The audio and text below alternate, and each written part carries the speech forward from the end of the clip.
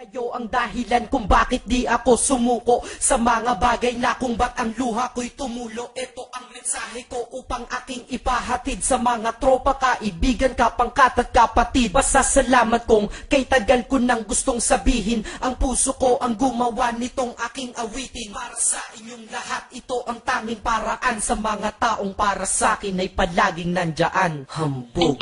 Kayo ang dahilan kung bakit di ako sumuko sa mga bagay na kung ba't ang luha ko'y tumulo. Ito ang mensahe ko upang aking ipahatid sa mga tropa, kaibigan, kapangkat at kapatid. Pasasalamat kong kay tagal ko nang gustong sabihin. Ang puso ko ang gumawa nitong aking awitin. Para sa inyong lahat, ito ang tanging paraan sa mga taong para sa akin ay palaging nandyan. Upang ako'y mabigyan ng kalakasan ng loob at manatili na nakatayo at di patataob na kahit na anumang pagsubok na nagdadatingan. Di ako takot pagkat alam kong may malalapitan. Pag ako ay mayroong problema na dinadala, akala ko ako'y nag-iisa, ngunit hindi pala. Alam nyo ba kung bakit?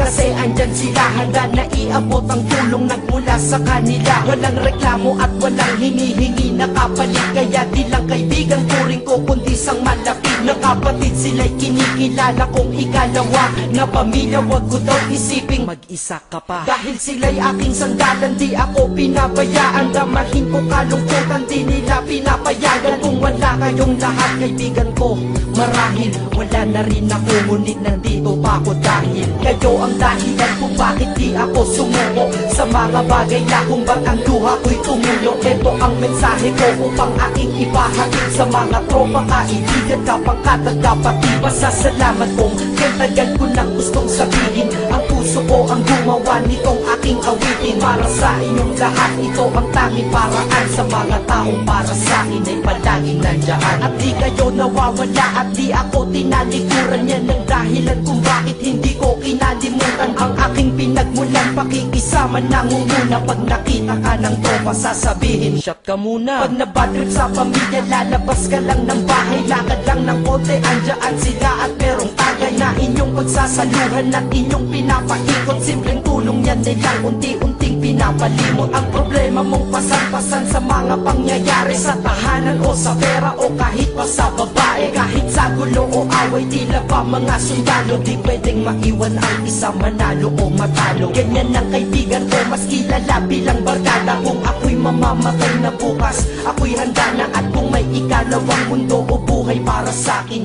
sana magiging tropa ko kayo pa rin. Kayo ang dahilan kung bakit di ako sumuko sa mga bagay na kung ba't ang luha ko'y tumulo. Ito ang mensahe ko upang aking ipahatid sa mga tropa, kaibigan, kapangkat at kapatid. Pasasalamat kong kay tagal ko nang gustong sabihin. Ang puso ko ang gumawa nitong aking awitin. Para sa inyong lahat, ito ang tanging paraan sa mga taong para sa akin ay palaging nandyan. Kaya ako'y kontento na dahil kayo'y naging parte ng buhay ko. Sa kabutihan nyo, paano ko gagante? Magtatawagan ng mga tropa, kita-kita lang sa kanto. Pagkatapos didiskarte ng pichelyosi at baso. Papaikot ang sombrero para mag-ambag ang tropa. Kahit 20 pwede na, basta lamang makatoma.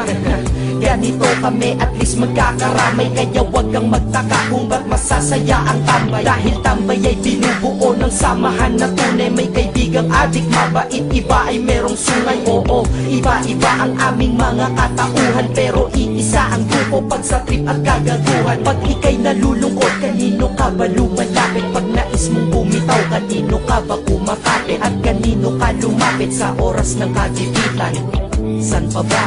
Diba sa kaibigan? Kayo ang dahilan kung bakit di ako sumuko sa mga bagay na kung ba't ang luha ko'y tumulo. Ito ang mensahe ko upang aking ipahatid sa mga tropa, kaibigan, kapangkat at kapatid. Pasasalamat kong kay tagal ko nang gustong sabihin. Ang puso ko ang gumawa nitong aking awitin. Para sa inyong lahat, ito ang tanging paraan sa mga taong para sa akin ay palaging nandyan. Salamat. Acero Records, Sad Productions, hambog ng sad.